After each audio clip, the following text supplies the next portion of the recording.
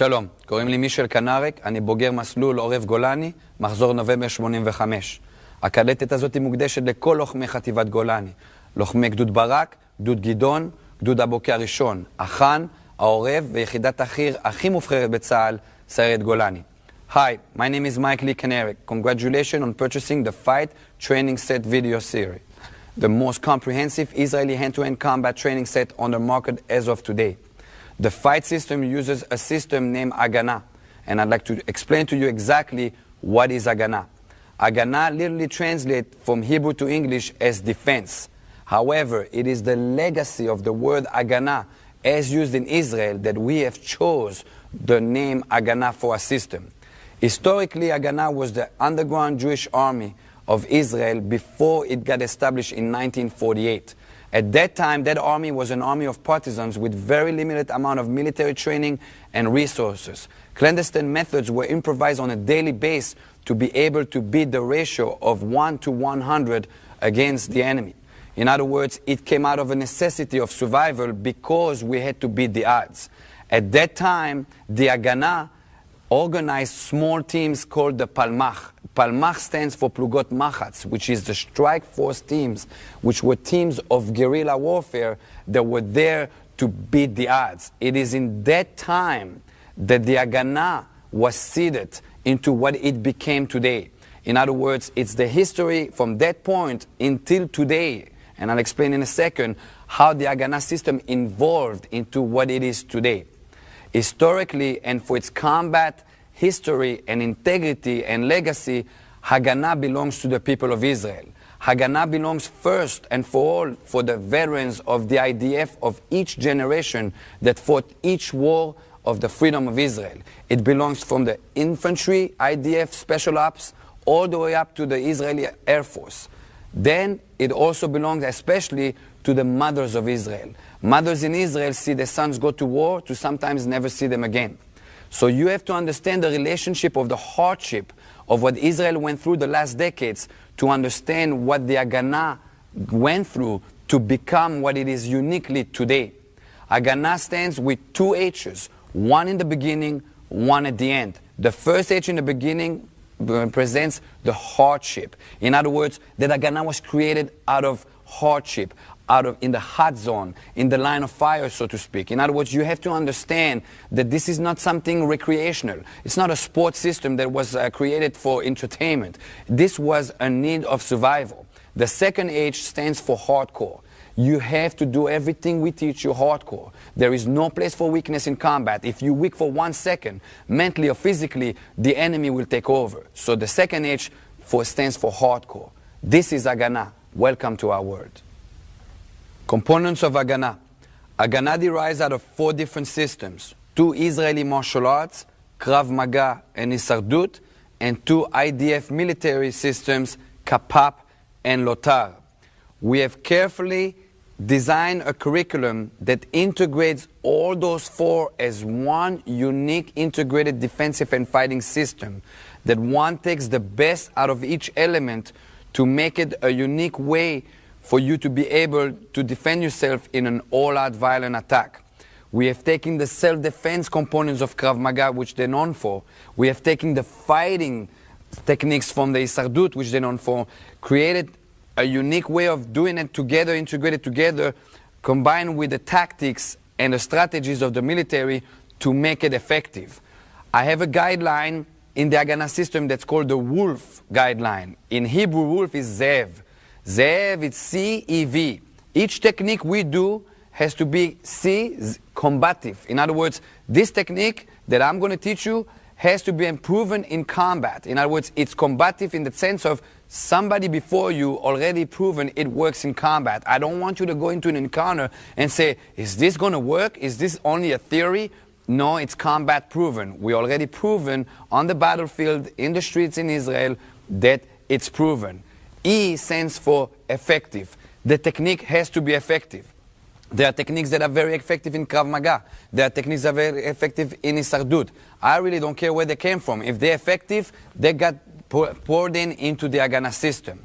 Same thing happens with the Israeli tactics of the army. In other words, this is a modern society. There is going to be firearms, blades, this and that. We had to integrate those military tactics to make it complete. And finally, you got the V, which is for violence. The technique has to work on the violence. Only a violent technique will beat another violent technique. It's a reality. You cannot go around it. So taking the Krav Maga, taking the Isardut, taking the Kapap, taking the Lotar, that's what makes the Haganah system so unique in the sense of its comprehensive, complete system to prepare you to survive a complete violent attack. Now, what exactly is Krav Maga? Krav Maga is the self-defense style of Israel. It stands for combat contact. As Krav Maga involved in the civilian world of Israel, it became the self-defense style of Israel. What is Isardut? Isardut stands for survival. It is the fighting style of Israel. In Israel, everybody that does survival Isardut, it's more of a fighting style. There's competition in survival Isardut versus in Krav Maga, there is no competition because they concentrate on self-defense. So what we did is we took the best element of Krav Maga, we took the best element of Isardut and combined them together to complement each other. In other words, they complete each other. And we have did that in a unique way of integration of the defensive with the fighting. Then comes Kapap and Lotar. Kapap Lotar makes this possible. In other words, we are giving you kind of like a special ammo with the Kapap and Lotar.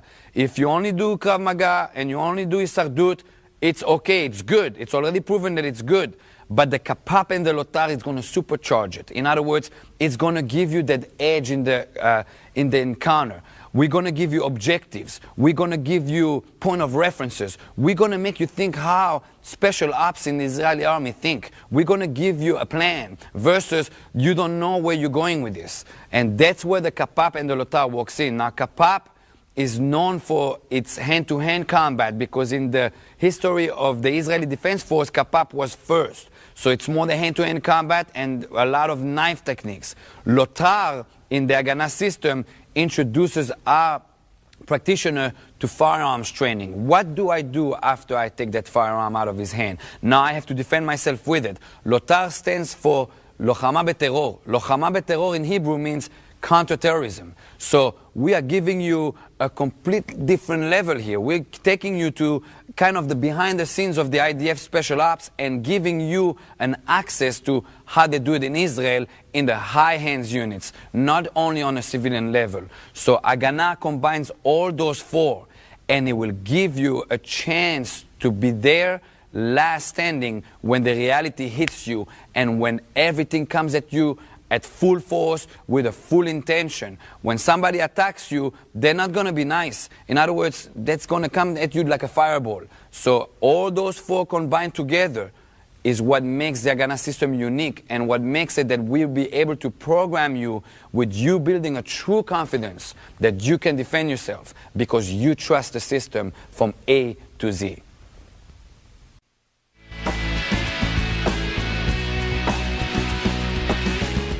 All right, before we get to the physical part and technical part of it, you have to understand the principles behind our system. We have a set of principles and concepts that you're going to have to understand so you know what to do with the technical part of the techniques. First principle, don't get hit. This is a very general principle. Basically, don't be the underdog, be aware of what's going on, and try not to be in the line of fire of incoming techniques. Second principle is offense-defense principle together. In other words, it is your job to finish the engagement as fast as possible. The longer it's going to take you, the worse the scenario is becoming. So it's offense-defense strategy at the same time. Then don't be fancy. In other words, there's no time to be fancy on the street. It doesn't matter how it looks.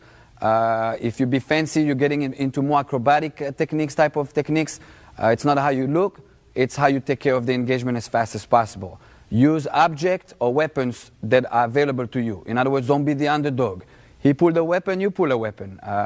Try to adapt yourself to the situation. And also, you don't want to fight fair. Okay, it sounds bad, but that's the way it works. If anything, and you have to fight and you're forced to fight, you fight all out. You don't hold back.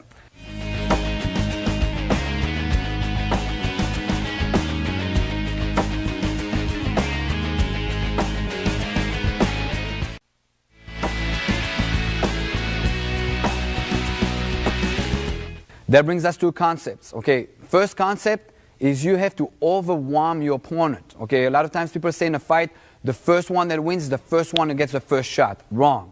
It's the first one who overwhelms the other side. That will be done by overlapping your techniques. You never give him a chance to recoup from the technique that you just delivered. You short circuit his mental and aspect of the fight. In other words, as long as you overlap your techniques, he's got to stay on defense. Number 3, you want to always keeping off leverage, what I call keeping off balance. When you overlap your techniques, you basically try to keep him on his heels. As long as he's on his heels, he cannot be effective. All right? If you understand those concepts and you always keep them in mind, as soon as the stress is going to kick in, it's going to give you the mental tools to be able to deal with the violence. A lot of people decompose under a violent situation because they're overwhelmed with the stress of it. You have to understand that the name of the game is to overwhelm the person that attacked you. Now, he has the upper hand to begin with because he attacked you. So he's the first one who engaged. You have to switch that within your techniques that are overlapping one after the other.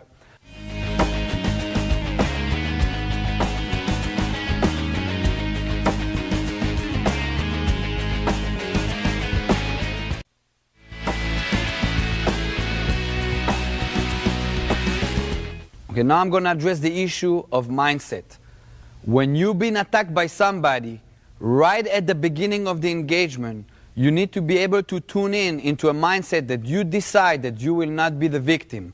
A lot of people decompose. In other words, they get hit one time and they become defensive. If anything, you getting hit has to fire you up into being more aggressive. The mindset dictates where you're going to be within the next step in the engagement. There's only 2 parts in a fight, a predator and a victim. It's your job to tune in that you become the predator, even if you did not start the fight. Okay, you don't have to start the fight to become a predator.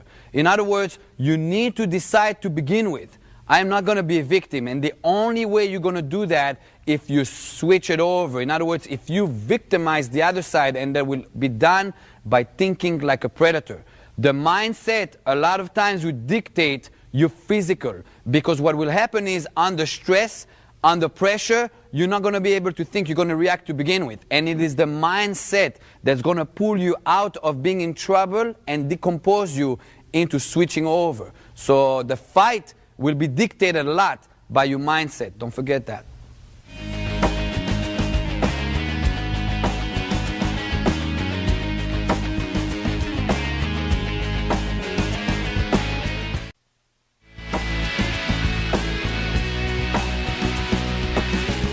All right, that also brings us to targets.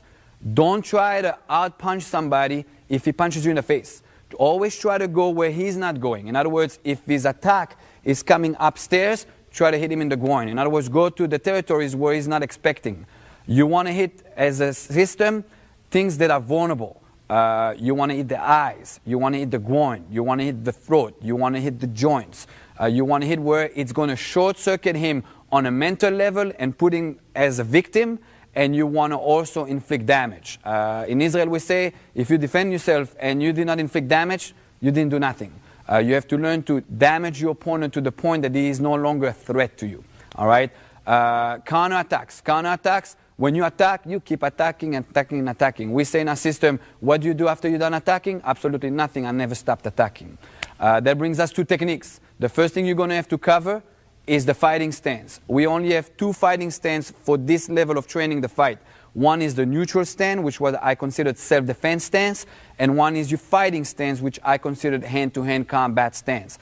Self-defense is the first engagement of the fight when it was not scheduled. In other words, the attack came out of nowhere. You're minding your own business, you're on the line at the bank, you're on the line at the ATM, and all of a sudden, bang, he whacked you or he attacked you. Either you will detect it or either you're going to get stunned by it. That's a self-defense stance.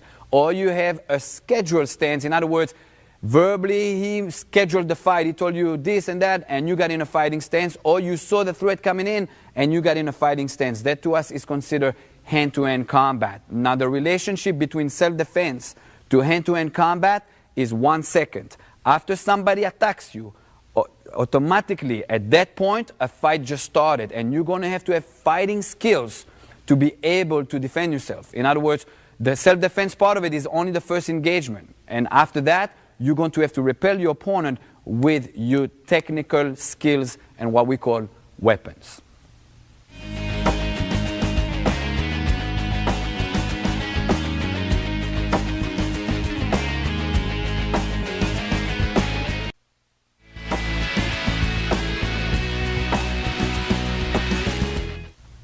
All right, that brings us to stance. The first stance is the neutral stance. If you're a civilian, neutral stance will be basically standing, just minding your own business. If you're law enforcement, you will automatically be in your interview stance, and since you're law enforcement, you know what that is. If you're military, then you will be in your deployment stance. That is your neutral stance. Here comes the hand-to-hand combat stance. Now, what you're going to do in the hand combat stance is always go forward. Okay, in our system, in Haganah, you always go forward. I don't go backward. Something happens, he's telling me he's going to be violent, I'm going to go forward. That tells him psychology-wise, I'm not scared of you, I'm getting closer to you, and I'm not intimidated. Therefore, he's going to start psychology, either subconsciously or consciously, know that I'm taking charge of that fight. Okay, what you're going to do is you're going to take a walking step. I'm taking a walking step because I've been working on my life and it's instinctive. Any step that's bigger or smaller, you're going to have to think about it. Under violence attack, I don't want to think, I want to react. So I'm taking a walking step. I'm going to raise my rear heel. My hands are going to come up and stay vertical. If I open my thumbs, I should be able to touch my cheekbones and I relax my hands. I do not crunch my hands. If I crunch my hands, automatically I'm retracting my muscle system. Therefore, it's going to slow me down. I want to stay completely relaxed. The reason why your hands are up here is to protect your throat. A lot of people have a misconception, I'm protecting my face. My throat is more important in a street fight than my face. People can take a shot to the face, break their jaw, and they can continue fight. Somebody gets you in the throat, it's a completely different story. So that's my fighting stance right here. Now I should be able to distribute 50-50 on my footwork so I can move to any direction comfortably and I can deliver techniques very normal and very instinctively. If you're left-handed, then you will automatically change that. Now sometimes in a fight, you can't dictate, well, I'm right-handed, I'm going to stay here. Sometime after a technique, you're going to find yourself here. So you're going to have to accustom yourself to do techniques on this side and on this side, okay? The most common mistakes is people dropping their hands or crunching their fist. When you crunch your fist, if right now I want to grab him, I'm going to have to reach out and open my hand and grab. That's almost 3 actions. If my hands are loose, I grab, that's 1 action. 1 action always faster than 2 or 3 actions. All right, so I want to stay nice and loose so I can deliver all my techniques.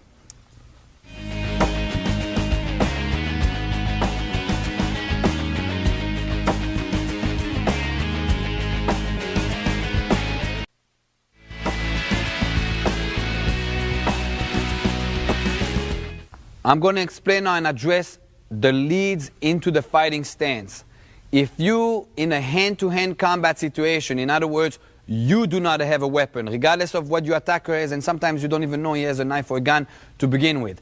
If you know that you're not going to deploy a knife or a gun, I want you to lead, if you're right-handed, with your left side. So your front will be defensive and your rear will be offensive. If you're left-handed, automatically that changes. In other words, you'll have your right side up front for defensive purposes and your strong side in the back. That is done so your front is defensive and your rear is the delivery and it's got power behind it to be able to back up your technique. It is important, however, that you learn to fight both sides, because sometime in the fight, They will dictate that you switched up, and you need to be able to switch transition. A lot of people get so used to fight here, and as soon as the environment or in the engagement of the relationship of the fight turns, they freeze. If you, for any reason, feel stuck, start hitting. Hitting is never a mistake. If you don't have a grab of him, if you don't hit in a point of reference and you feel lost, start hitting. And sooner or later, you'll go back into your lead to begin with, or you'll get to a point of reference. So the lead is here if you're right-handed, here if you're left-handed, but you're going to need to be effective on both leads. And if anything fails, start hitting your opponent.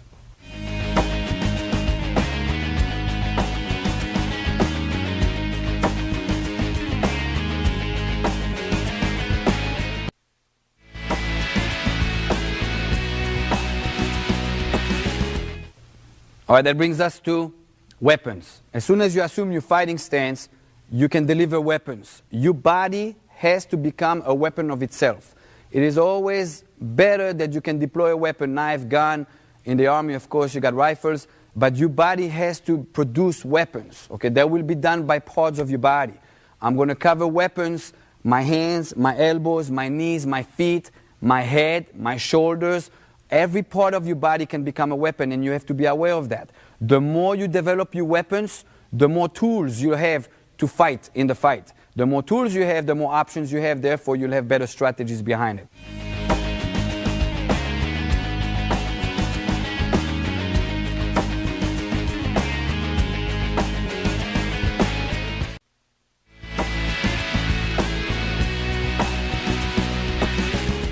All right, the first 3 techniques are going to come out of your fighting stance from the front leading hand. Okay, each technique has a different objective. In other words, it has a different purpose, and that's why I will use different techniques according to that. All right, here's the first technique. The first technique is going to be a straight punch. Now watch what I'm doing. I am rotating my body, and I'm throwing my punch vertical straight up. It is my hand that moves first, not my body. If I move my body, I'm being telegraphic. My weapon moves first, and my whole body supports that weapon. All right? If it's done fast, that punch goes straight in his nose or straight in the area of his face. Okay? This technique is designed to intercept an attack. He's coming in, I'm stopping him dead in his track. In other words, I'm stopping him right here, which will set up for a follow-up technique, just like we said earlier with the overlap. So that's the first technique you have.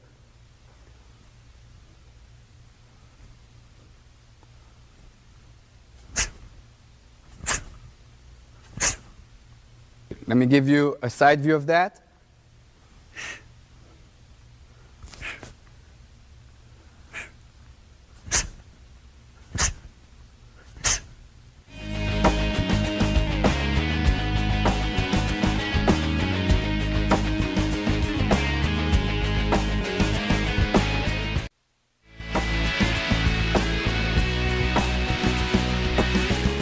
Next technique from the same stance, from the same position, is the finger jab. Now I'm going to use the same mechanics. In other words, I'm rotating. It's the same mechanics as that punch earlier, but I'm switching my weapon. My weapon this time is going to be a flick of my fingers, and keep your fingers together. Don't open them up in a 45-degree angle. I am basically aiming to flick his eyeball area. What this will do is it's going to short-circuit his view. In other words, I'm not taking his eyeball out, but what I'm doing is when I throw that finger jab in his eyeball area, regardless if I'm going to connect, regardless if I'm going to damage his eyeballs, he's going to close his eyes. And if you touch one eye, automatically 2 eyes are closed. Therefore, I'm getting a freebie on my overlap technique. He's not going to see what's coming next. Usually when a human being gets hit not seeing it coming, it's psychology-wise much more effective. It's damaging his confidence, and that's exactly what I want to try to do with this technique.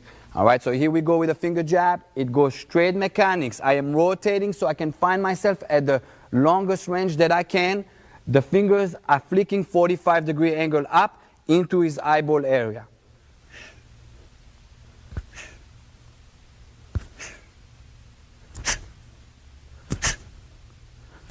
Side view of that.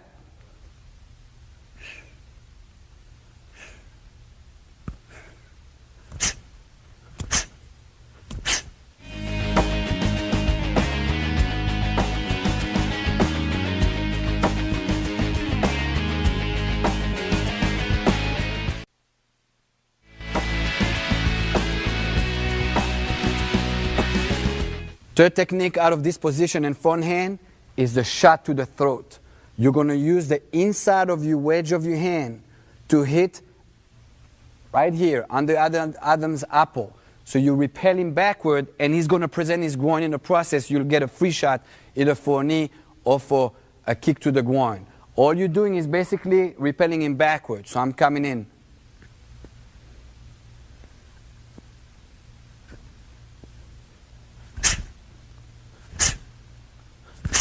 Side view of that.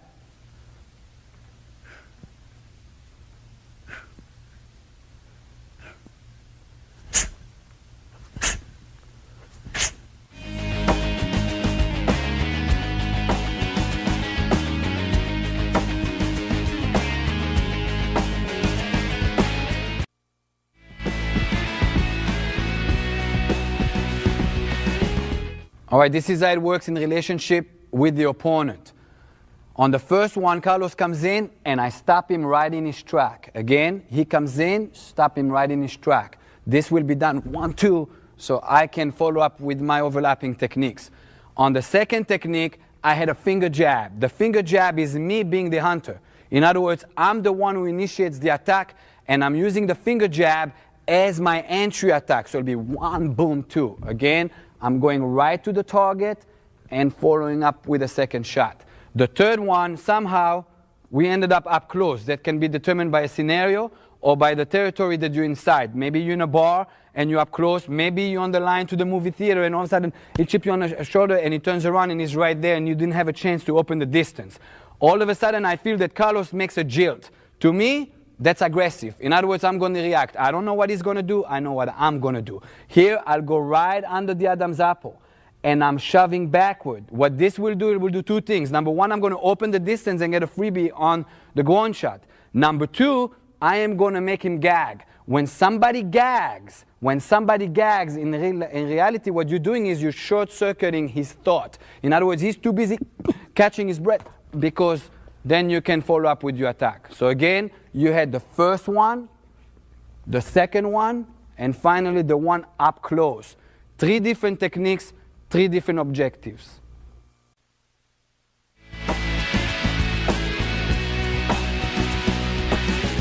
All right, that brings us to techniques from the rear hand. All right, now I'm going to involve my rear hand into my weapons. The first technique is going to be a stepping cross. Okay, what I'm doing here is I'm stepping in, rotating, and I'm throwing my punch right in front of my face as a building defense.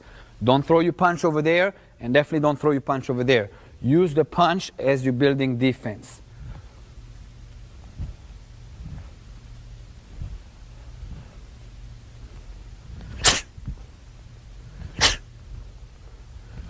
Side view of that.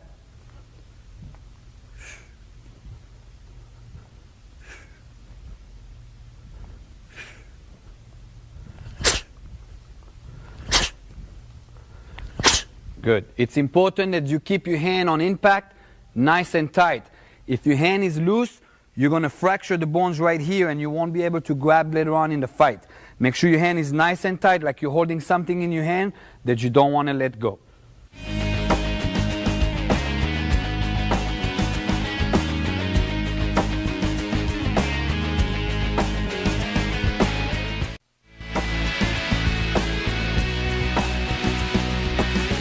Second technique from the rear hand is going to be coming from underneath. Okay, what I'm going to do, this technique deals with somebody who's going to attack you from up above. Either he's much taller than you, or either he's standing upstairs on stairs and he's starting to attack you. You're initially going to do this out of instinct or reflex. If you didn't do this, this technique is irrelevant. In other words, you get hit. All right, I'm going to build in on that instinct and shove my palm right in his nose. Okay, so I'm coming in from underneath and shove here. Don't rotate yourself. If you rotate yourself, you're going to open yourself up. And most people that hit from above are going to try to hit you over and over again. So you maintain that defense and coming in.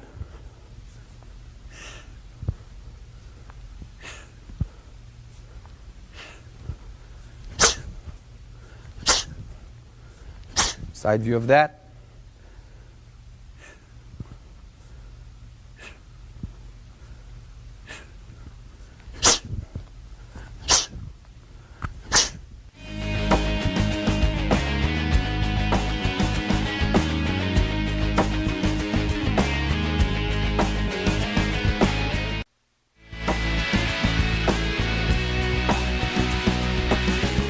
All right, the third technique from the rear hand is what we call the up and over. I call this technique up and over because I'm going up and over to the other side of my shoulder. It's going to go up and over here. It's important here that you keep your hand 90 degrees, not greater. If it's greater, might as well hit him with a cross. And not tighter, so you're just going to end up brushing him. It's 90 degrees. If you open your hand, you should be able to see your palm. Don't hit him to the body, and then you're going to compromise your wrist. You compromise your wrist in a fight, it's going to cost you because later on you can't grab either a weapon or you can't grab him. All right, so you're coming up and over to the other side. This technique is designed when you up close. He locked horns with you, and you're going to slip that punch right behind his front elbow into his lower rib to short-circuit him again. He's going to think, oh, he took my breath out, and therefore you're short-circuiting him, his way of thought. So I'm coming in here and up.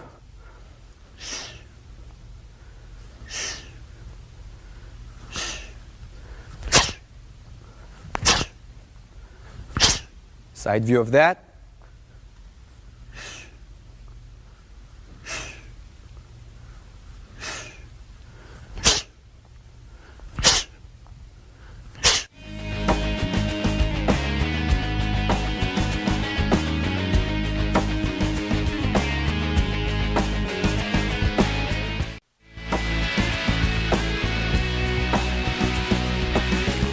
All right, let's put it together in relationship to an opponent. The first technique was the step-in cross. I'm going to step in and deliver my cross right in the middle of his face. Again, I'm stepping in and delivering right the cross in the middle of his face. It is important here that you don't anchor your rear leg. In other words, if you anchor your rear leg, you're going to drop your perimeter and you're going to hit him in the stomach or in the chest instead of in the face. I need to move both legs in so my shot goes right where it was intended. Again, step in and cross.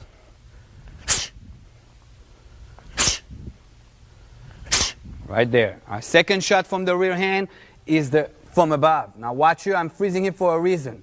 I want to keep this block at a 90-degree angle. If I open the degree bigger, I am directing him to my lower part of my body. If he's got a blade, it's going to be a problem because I'm directing him to cut me. I want to maintain a 90 degrees so it's an obstacle and it remains there for either multiple attack or so I don't direct him somewhere else. From here, I'm going to shoot my palm right in the middle of his face. Right there. One more. Full speed.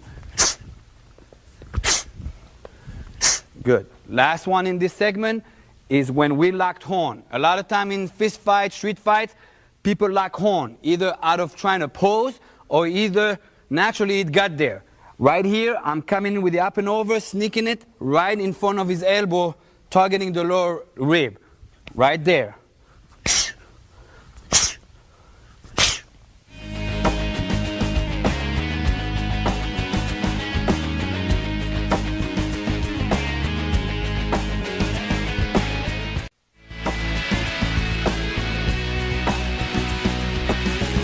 All right, this brings us to a segment of delivery. All right, we have two types of delivery when it comes to punch attacks. We have delivery in offense and delivery in defense. Delivery in offense means going forward.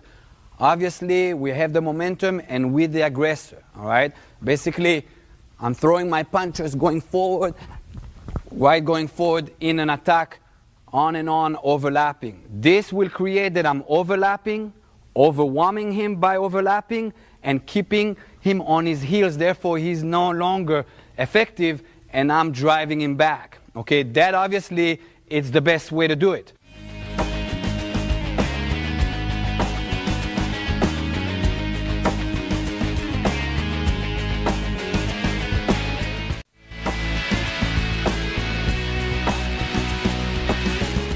Now, sometimes in a fight, you're going to be the underdog. In other words, he's going to get the first shot.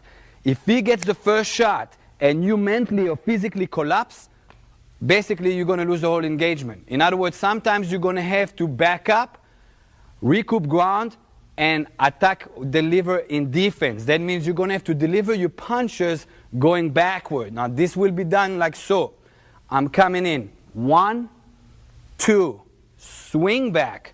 1, swing back. 1, 2, swing back, 1. Now, obviously, the delivery in defense is there to reconquer the offense. In other words, one of those shots will connect. As soon as I connect, I will reconquer the offense. Now, it is important when you go backward not to shuffle back your feet. If you shuffle back your feet and he catches you, or in other words, he hits you while your feet are together, you're going to get knocked down. If his shot was strong enough, you got knocked out, it's over. If his shot wasn't strong enough, you got knocked down, now you invited a ground fight. Make sure it's 1, 2, swing back, 1, swing back, 1, 2. That is a segment that covers delivering offense and delivering defense. Most people have no problem going forward. But when they go backward, they start blocking. Every time somebody attacks me and I start blocking, I essentially asking for a turn. In other words, I'm saying, when is my turn? Nobody's going to give you a turn. You're going to have to create the turn. In other words, you throw your punches and back up. Make your defense an offense, simultaneously offense, defense. Try to reconquer the offense.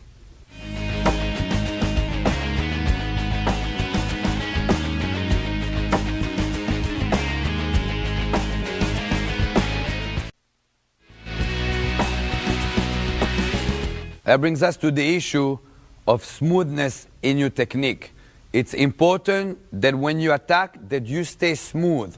All the techniques in the Haganah system are non-acrobatic, or in other words, nothing is fancy. Everything, it goes in relationship to your body naturals, not against it. In other words, I'm not going to do anything that I'm going to have to stretch out before I do it. I can do all my techniques on cold. When somebody's going to attack you, they're not going to schedule it. They're not going to say, I'm going to attack you in 10 minutes, go warm up on the other side. You have to be able to be smooth in all your techniques without having like a mechanic parts behind it.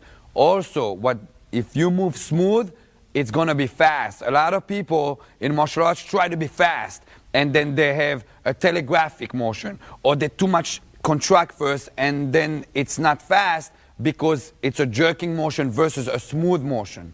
Smooth is fast. If you learn to do the technique smooth and you do it over and over again, in other words, it gets into your muscle memory system, but you have it nice and smooth, you will become fast. So don't rush the training. You have to, when it comes to combat, you have to come and that everything comes out easy. In other words, in Israel, we say the more you sweat in training, the less you bleed on the battlefield. It's exactly the same concept. The more I'm going to do it smooth in training over and over again, when I'm going to get in a combat situation, it's going to be easy for me and it's going to be fast because I do it smooth.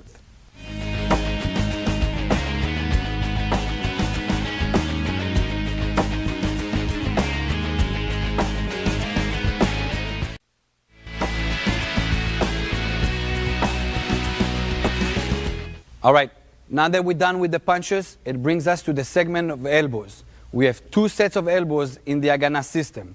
The first set being the self-defense elbows. In other words, the fight was not scheduled and he launched an attack and I was not ready for it. In other words, I'm the underdog and this is my last line of defense. And the second set being hand-to-hand combat elbows. Basically, the fight was scheduled and I'm fighting out of my hand-to-hand combat. Because the self-defense elbow set is a last line of defense, it is super important that you drill these elbows, that it becomes second nature.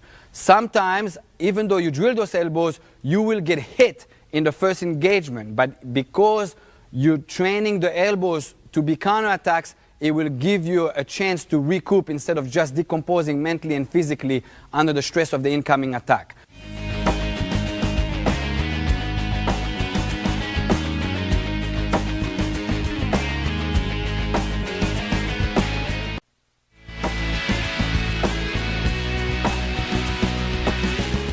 The first elbow in the self-defense elbow will be what we call the straight elbow to the neck. What I am doing is I'm stepping a step forward with my opposite leg. In other words, I'm in neutral stance. Neutral stance means I'm just standing there minding my own business. All of a sudden, he comes and attacks me out of nowhere. I will take a step to jam his attack, and my elbow is going to go right in the side of his neck.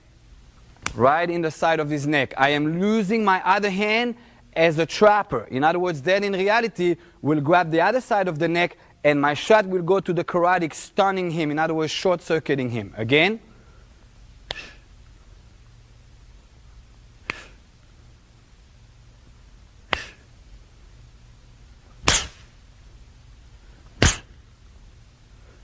Side view of that.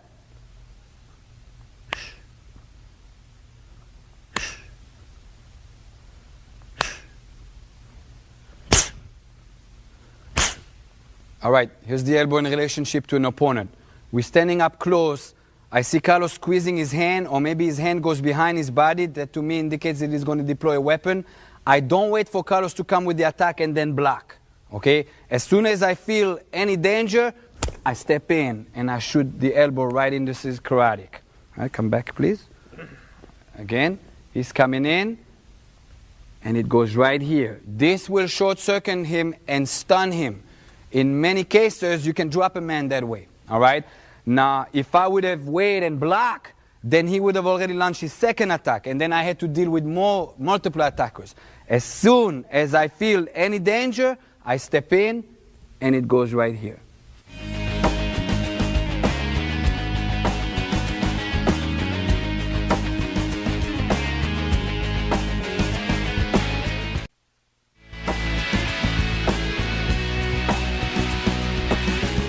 Second elbow in the self-defense segment is the elbow to the side. I am not going to deal with a multiple attacker situation. Originally, I am dealing with subject A, which is in front of me. All of a sudden, I have a sixth sense telling me, or I feel, or maybe he announced himself. In Israel, it's Allah Akbar. Here, maybe he's cussing you out because it's his brother or whatever, and he's coming from the side. I do not turn and look at him. If I turn and look at him tactically, I lost my view with my primary subject, and that's a problem tactically. In other words, I'm going to have to deal with him without looking at him completely. Also, if I turn and look at him, I'm going to identify him. Identify means I'm going to have to process, and it takes too long. Or maybe you thought that this guy was on your side, and all of a sudden you're so surprised by it that he's helping this guy. In other words, I'm going to have to react without looking at it. This is done so by moving both legs. I'm going to move both legs to the direction where the danger is coming in, jamming it in. I don't get away from it. If I get away from it, that whole momentum and this one gets triggered, and then I'm inviting the devil into me. In other words, I'm going to jam it. Both legs move in. Do not anchor this leg. If you anchor this leg, you load your perimeter and you're going to hit him in the chest, no big deal. While I move in, because I don't have an eye view with him, I do not know if he's got a blade or a weapon. Therefore, I'm going to put my hand by my neck. If I put my hand by my neck and I get cut, I'll get cut in my hand, I'll survive. If I get cut in the throat, it's over. In other words, I'm going to have to protect that throat. I'm moving in and putting that hand by the neck. Moving in and putting that hand by the neck. In doing so, I deliver my elbow. My elbow goes right in his face, in his throat, wherever it's going to connect. Right there.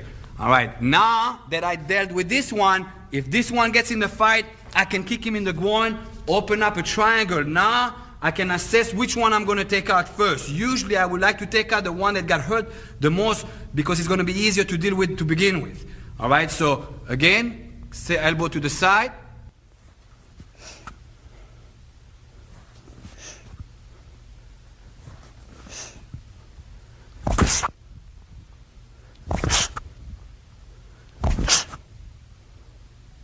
All right, here's the side elbow in relationship to an opponent coming in.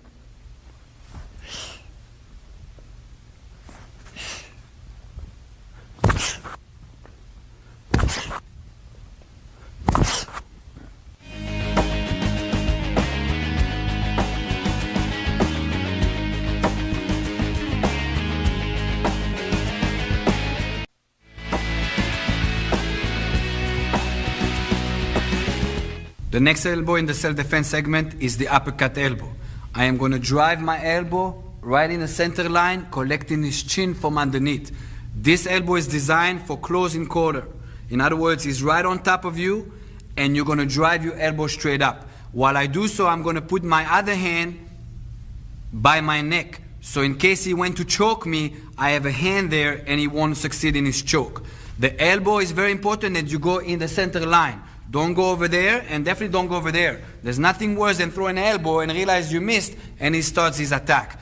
It's done so by pivoting your leg that's on the floor. I pivot my leg that's on the floor, and that allows me to travel right in the center line.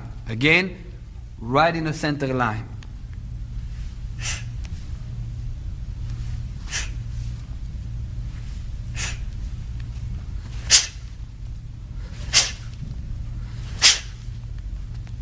Here's the uppercut elbow in relationship to an opponent. This is designed for up close. It is important here that you don't make a step forward. If you make a step forward, you'll get stuck on his chest. It is simply a rotation, picking up his chin from underneath. Carlos is up close to me. He jilts. I see his hand disappearing behind his back. He's going to deploy a weapon. I don't wait for the attack to come in. I go right into my counter attack, protecting up, collecting his chin right from underneath.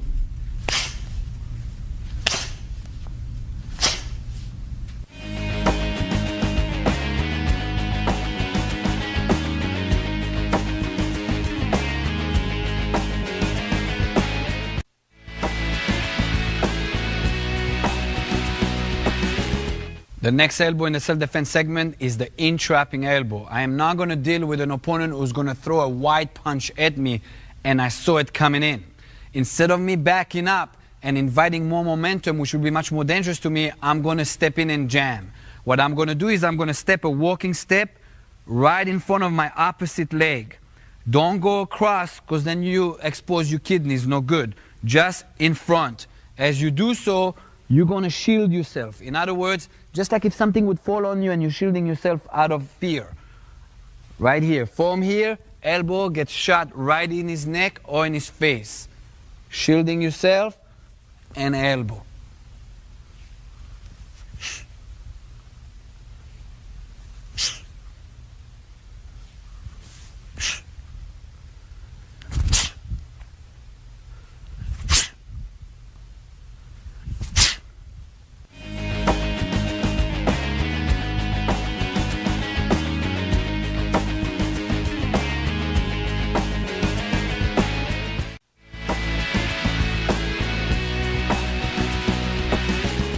The next two elbows in a self-defense segment are elbows to the back. These are specific elbows that are dealing when somebody attacks you from the back. Before I cover the elbows, I want to make something clear. If somebody comes from the back and wanted to kill you, these techniques are irrelevant. In other words, he would just did it. He's going to grab you. In other words, bear hug you or maybe go to choke you. The reason why he's apprehending you is because he's got an objective. Either he's going to want to do something with your body, in other words, take you to secondary location and do whatever you with your body. Either he needs to kidnap you for ransom, in other words, it's financial motivated, or either he needs information out of you and he needs to get it out of you. If he wanted you dead, this is irrelevant. In other words, the guy comes and bear hug me. What I'm going to do is I'm going to rotate my body. Initially, in the whole scenario of self-defense, I will hit this groin first. But right now, I'm covering only elbows, so I'm going to only isolate the elbow. I'm going to rotate my body. Now, rotation of the body gives me access to hit a target. If I simply elbow backward, he's not there. His body's not there. I'm going to have to rotate my body. From here, I'm shooting a sharp elbow to his lower rib. In other words, rotation, find the target, and I'm shooting an elbow. It's important as an Haganah practitioner that you learn to be effective when it's tight, okay? It's no big deal to be effective when all the techniques have a long range of motion and have a lot of momentum. When it's up and tight, you're going to have to be effective as well. So I'm rotating and shooting the elbow. Rotating, shooting the elbow.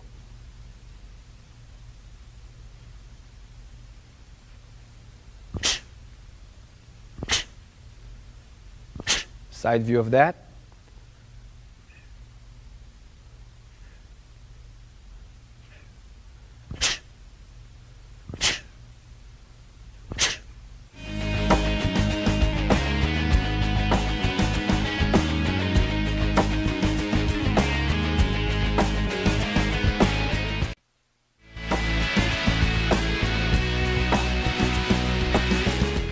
All right, the second elbow that goes to the rear is what we call snokeret. Snokeret in Hebrew means playing pool. It's the same thing as when you play pool, the elbow goes straight back up. In this segment, I'm going to pick up his chin from underneath. Now, that will be done in a self-defense scenario after I hit him in the groin, after I hit him in the lower rib, and now he presents his chin coming in. I'm going to bump myself back so he presents his chin. If I simply pick up my elbow, it's going to be okay. Me bumping it, I'm basically supercharging that elbow to make damage underneath his chin. So again, I'm bumping and straight up. Important that you don't go up straight behind you. You're going to have to rotate your body to find the target, which is the chin. All right?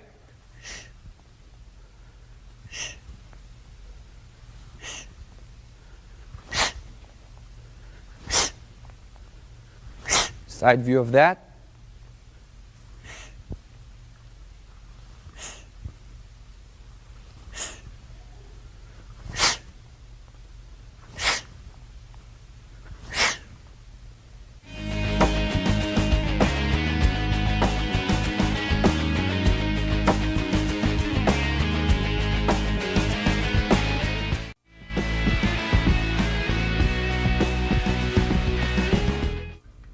All right, here are the two self-defense elbows to the rear in relationship to the attack coming from the rear. Carlos is going to put me in a bear hug. Now, in reality, it would be a shot to the groin first. I'm isolating elbows right now, so I'm not going into a full scenario.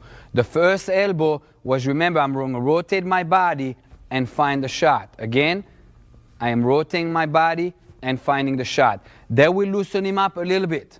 Okay, in other words, in reality, shot to the groin, loosen up a little bit. Now comes the second elbow. From here, I'm going to bump. Me bumping is going to present his chin. And from here, I pick up the chin from underneath. So again, first elbow, one. Second elbow, bump, and pick up the chin from underneath. From here, I'll be turning and going into the objective I want to go from there.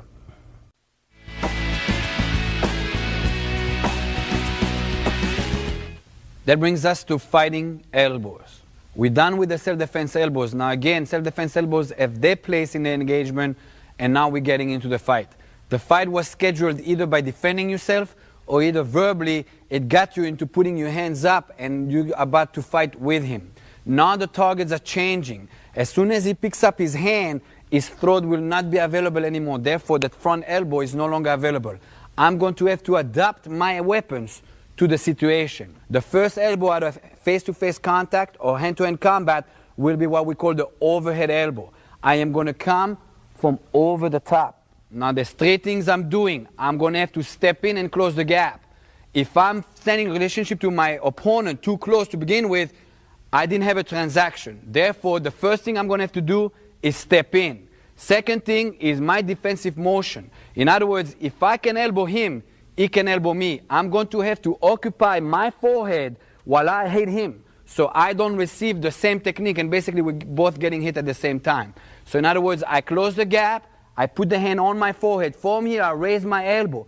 My elbow is going to glaze right on his forehead, and I'm swimming into my opposite armpit, giving me a full range of motion. What this will create is that the tip of the elbow will connect on his forehead and give me two results.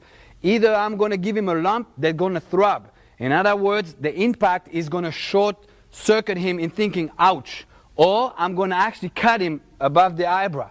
When I cut him above the eyebrow, he's going to have a curtain blood going straight down his eyes. Either he will panic out of fear, or either he'll get enraged. Either way, it's going to work to my advantage in the continuation of the engagement.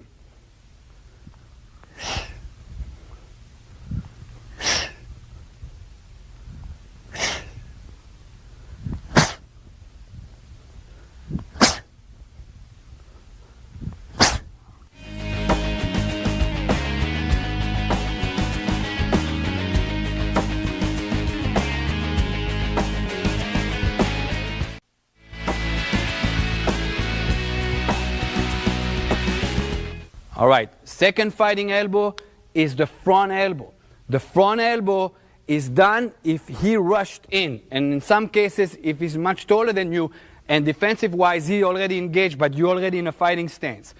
The elbow's power, because it comes from the front, comes from the pivot of the leading leg. If you throw that elbow without pivoting the front leg, you're going to end up pulling your lower back, and you're going to pull you back in the middle of the fight. Not good for you. Make sure you pivot. As you pivot, the elbow gets a nice range of motion that's free. Therefore, it'll be effective. The same thing happens here. I'm going to have to put my hand on my forehead, because if I can elbow him, he can elbow me.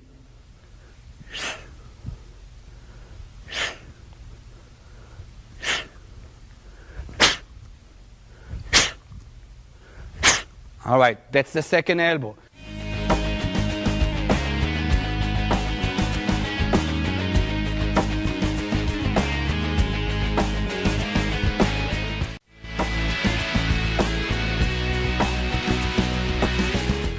Here comes the third elbow. The third elbow I like to refer as the sensor elbow. It is a defensive elbow that I use as a sensor.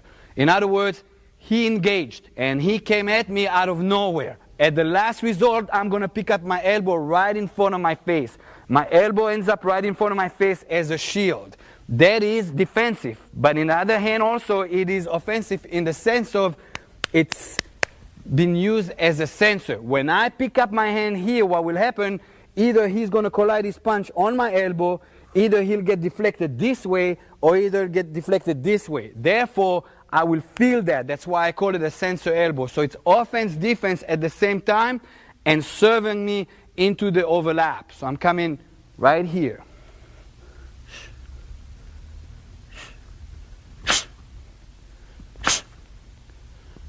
All right, it's very important here that you realize that you're going to have to what I call turtle up. Don't stay everything loose.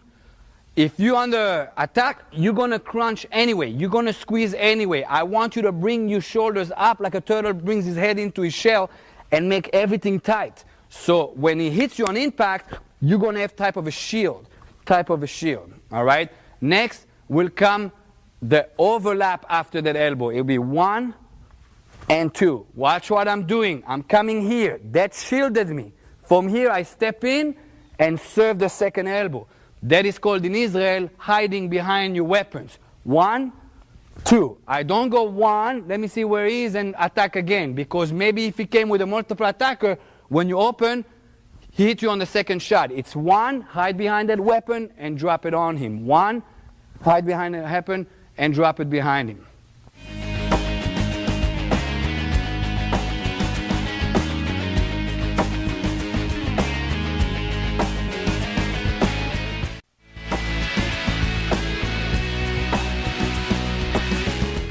Next in this segment comes the knee. All right? The knee is a very good tool because the fight is upstairs. And all of a sudden you bring it downstairs without letting him know there's a transaction. All right? On the knee, you're going to bring both of your hands to the side of where the knee is coming from. You're bringing both of your hands to the side where the knee is coming from. I don't drop my knees this way. This way. As I do so, I am going to lean backward and pick up my knee from underneath. When I knee him in the groin, I knee from underneath, not at it. So I create damage, not just a shot to the groin. All right? Boom.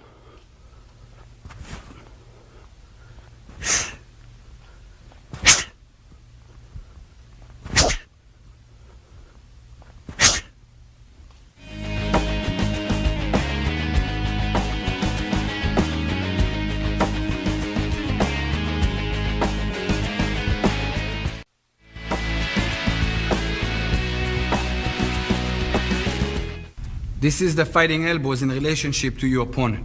Me and Carlos get in a fighting stance. Now earlier, the self-defense elbow targeted his neck. Right now, by Carlos simply picking up his hand, that neck target is no longer available. I'm going to have to adapt to the situation. What I'm doing is I'm stepping in and I'm coming right down his forehead. Right down his forehead. Stepping in, right down his forehead. Do not forget to cover up. If you step in and you did this and he did that, basically both of you got hit and that's not good. Make sure you cover up in the process.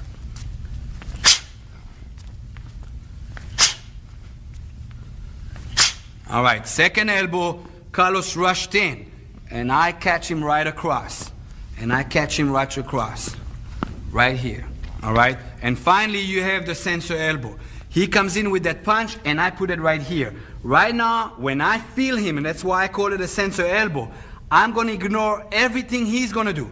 I don't know what's next on his agenda. I know what's next on my agenda. From here, step in and take my shot. Again, 1, step in and take my shot. Now, in reality, this is the best scenario, that he gets right here and he damages his hand. Sometimes he'll end up slipping the punch over here, and sometimes he'll end up over there. It does not matter.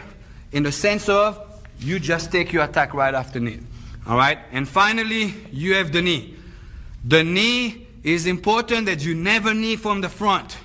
If you knee from the front, it's weak. If you knee from the front, you're off balance. Weakness and off balance is not part of our repertoire. I want to make damage.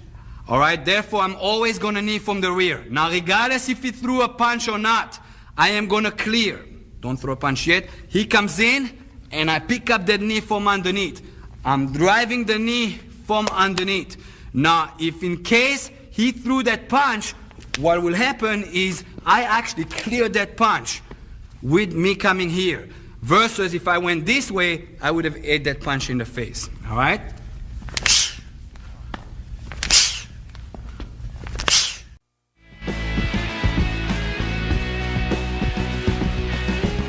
All right, before we continue into fighting drills, into kicks, I want to show a few more techniques when you're inside and when you're up close. You can always slap the groin. We don't like to hit the groin in Haganah. Sometimes the person has tight jeans and that shot is not penetrating. Anytime you slap the groin from any angle, we call it in Israel, you're ringing the bell. And when you ring the bell downstairs, they always pay attention upstairs. Okay, so basically slapping the groin. Number two, you got the ear slap. Now, when you ear slapping in training, keep your fingers open. In reality, I'm going to cup. And when I slap him here, what that do is it's going to mess up his equivalent. You're not going to knock him out, but he's going to be all messed up from his equivalent. That will give you the freebie for the overlap. You also have an eye gouge. Now, I know it sounds bad, but in Israel, we say when we gouge the eye, make sure you're playing ball. As in bowling. In other words, make sure that thumb goes all the way into the skull. All right? Again, this is for worst case scenario. You'll have to decide what your objectives are. Again, that's the eye gouge coming in. All right? Versus the finger jab, that's an entry technique. And finally, we have the headbutt. Now, the worst scenario you can do is headbutt somebody like this. You're going forehead against forehead. That is considered in our system skill against skill or conditioning against conditioning. You never know how conditioned your opponent is in the street. You don't know how tough your enemy is on the battlefield because you never train with him. In other words, you cannot go skill against skill. I'm going to go strategy. What I'm going to do is I'm going to drop him right on top of my head. When I drop him, I'm dropping his face on top of my head, right there, all right, driving him down. That will short circuit him in the sense of his nose will break. He's going to start tearing from his eyes, and the pain is too much for him to mentally and emotionally take, versus going here and see who's tougher. The weapon of biting.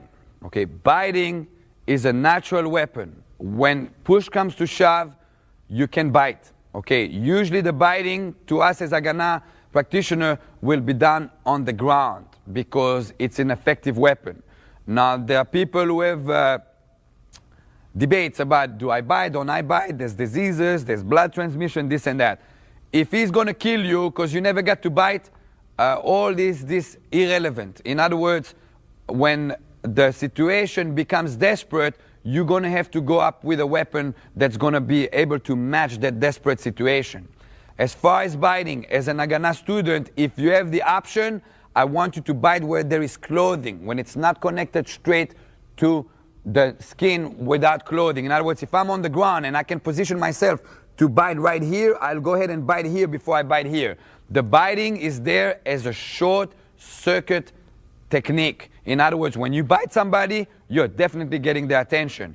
The only rule we have about biting is that your teeth meet. If you're going to choose to bite, you better make sure those teeth meet. There's no biting, halfway biting. If you're going to bite, go ahead, teeth meet. The best target to bite is the neck. But again, you're going to have to adjust yourself according to the situation. I don't want you to be upstairs and close the gap, and instead of elbow him in the neck, go ahead and bite him in the neck. Because you have a weapon that can be adjusted at that situation to elbow, which will short circuit him and do damage, I'm going to choose the elbow. However, when you're in a situation where your hands are tied up and the only thing that's available there, you have to learn to take it. In other words, if the opportunity is there and you don't have the weapon in your mind to use it, opportunity is going to be irrelevant. So biting is a weapon. You use it according to the situation, and if you choose to bite, remember, those teeth must meet.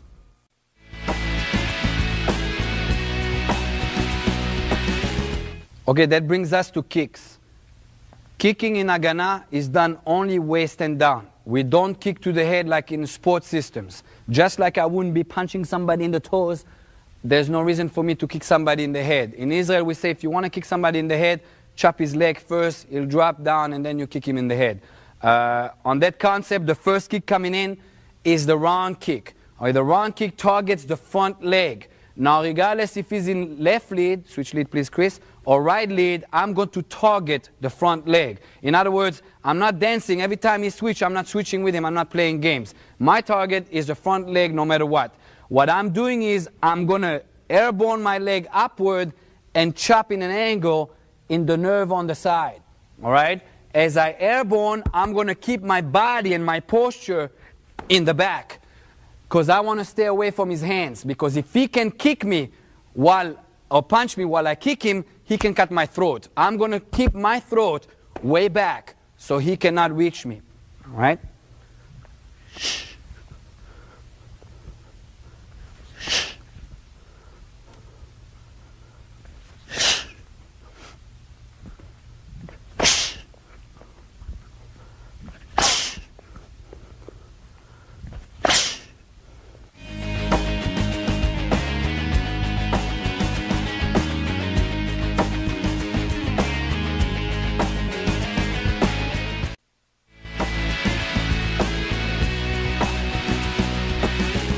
Second kick is the groin shot.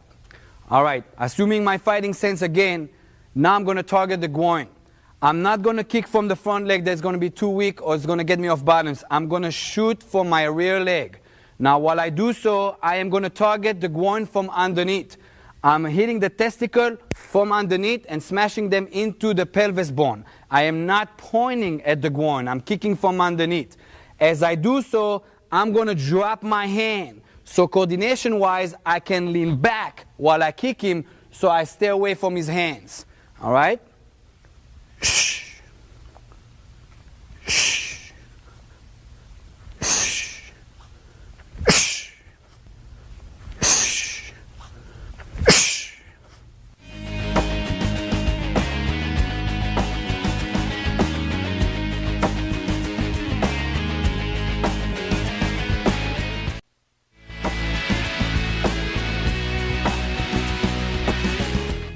Third kick is the side kick. The side kick again is going to target his front leg.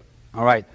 The side kick is the only kick that I'm going to use with my lead leg for the only reason that if I kick side kick from the rear leg, it's going to be too telegraphing and it's just going to pull out and not let me hit the target.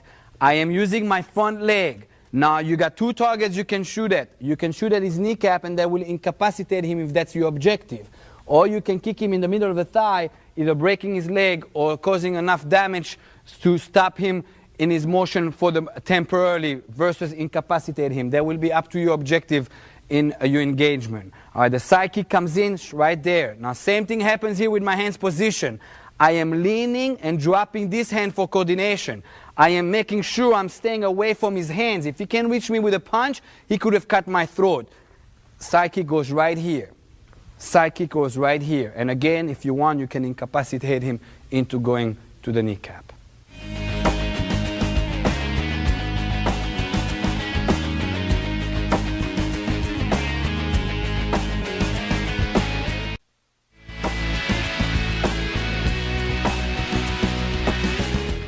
When you kick, what you use of the foot depends on two things. Number one, the distance between you and your opponent, and also what kind of shoes you're wearing. If you're wearing army boots or steel toe, by all means use that. In other words, if I'm kicking the round kick, I'm going to use that tip of that shoe going right into that nerve. Right into that nerve. If somehow you're wearing shoes that are not hard and you don't want to take a chance on breaking your toes, or you're wearing sandals, or you're barefooted, so to speak, then you're going to want to kick with the shin. Okay, avoid kicking with the instep. If you go to kick with the instep and Chris goes to block the kick and you catch that kneecap, your instep will shatter on that kneecap. You want to kick with the shin part of the foot, with the shin part of your feet, as far as the round kick. Switch feet, please. As far as kicking the groin, same thing applies here.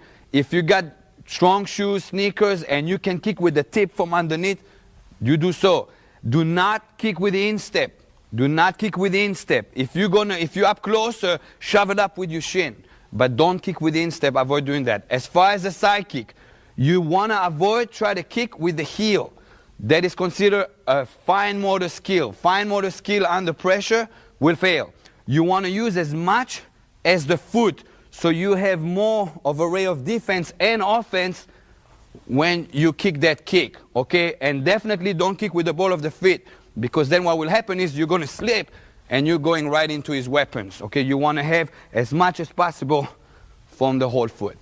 You have 3 kicks. Now I want to make this clear. All the techniques you're viewing in this tape, you can do out of left lead and out of right lead. You not necessarily do it only out of one lead.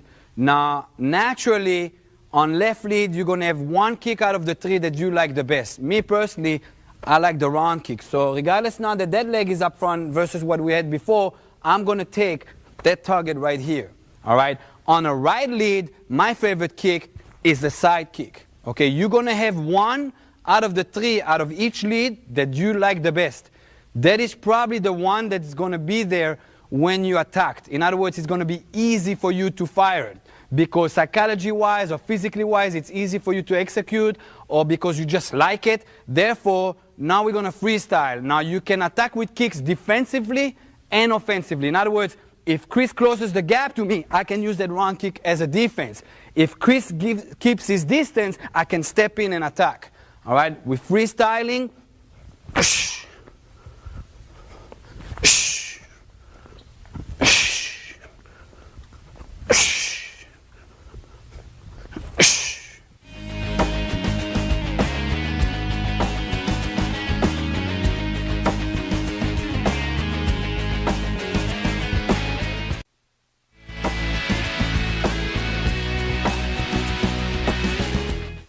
As far as zones is concerned, every human being can be broken down to 3 zones. The high zone will be shoulder and up. The mid zone will be shoulder to hip. And the low zone will be hip to the ground. When you attack a person, you're going to have to try to play with those zones. If you get stubborn or you get stuck and only attacking one zone, you're being physical.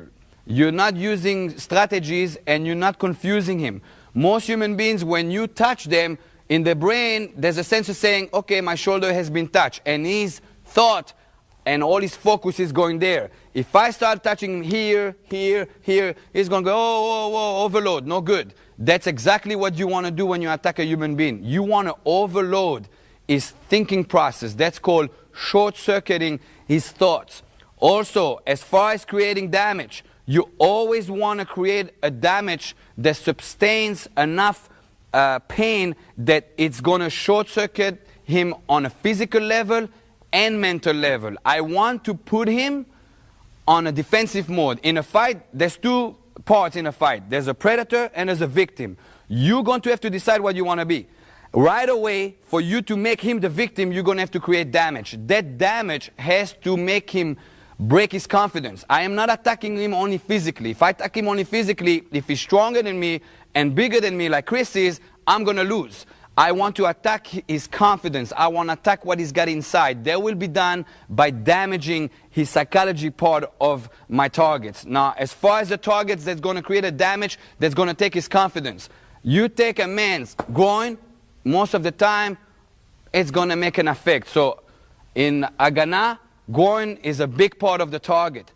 The face, okay? You want to hit the face right in the middle. So what will happen is, as soon as you hit him in the nose, he's going to start tearing. Not only that, a lot of human beings, when they get hit in the face, I can't believe I got hit in the face. Therefore, it's right away giving the focus. So the nose is very big. Eyes, when I finger jab, or I gouge his eyes, or I, so to speak, touch his eye, I am actually blinding him. When I blind him, just if I do the eye gouge upward, I'm blinding him. Right now, he's thinking, what's next? That's short-circuiting his confidence. He doesn't know what's coming in. All right? Groin, eyes, nose, throat. Anytime you attack in the throat, he's not going to be able to breathe. He's either gagging. If you have the shot right here, he's not thinking about what I'm going to attack next. Okay, so you got the throat, the nose, the eyes, the groin. All right? You can also attack joints. As far as joint attacking, takes more skill, or it takes more of a precise shot. So first go for the gross motor skills targets that will inflict damage, which is right in the center here and right in the groin, and play with it. Go upstairs, go downstairs. That's why we start with the elbows and we end up with the clinch and the knees, because I'm confusing him, short-circuiting his thought and taking away his confidence from the inside.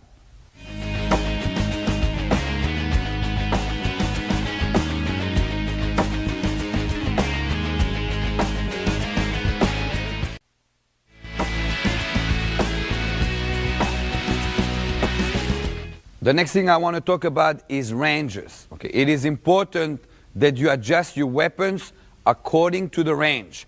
If you're using a weapon that's not appropriate to a range, I usually refer it as the mechanic go fix a house with mechanic's tools and it's not going to work. Carpenter has his tools, mechanic has his tools. Same thing applies to ranges. If I'm in long range, I'm going to have to apply long range techniques. I'm not going to jump into it or lunge myself to try to apply a short technique.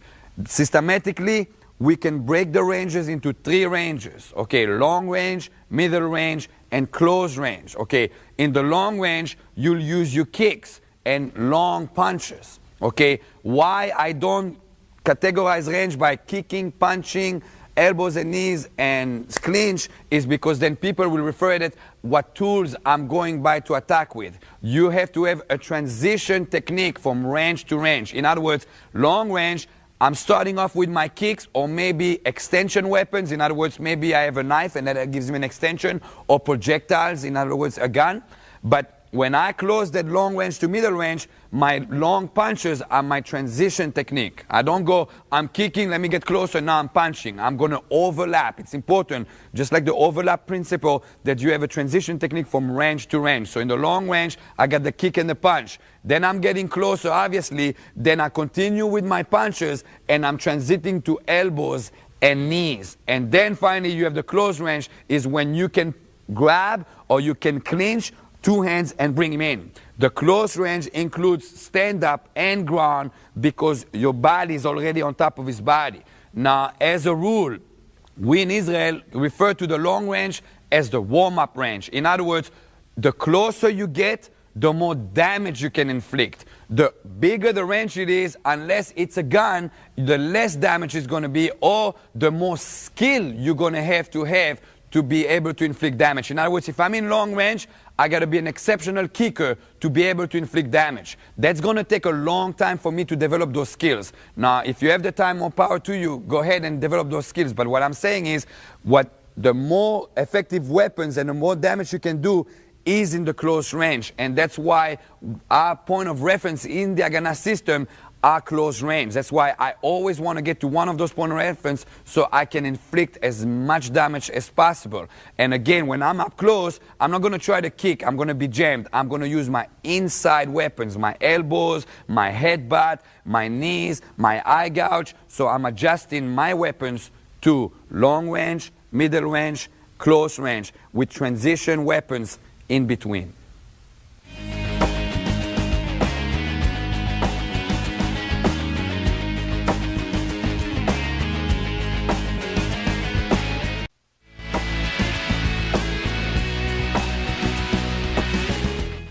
Okay, time to put all the weapons together into what I call an engagement drill.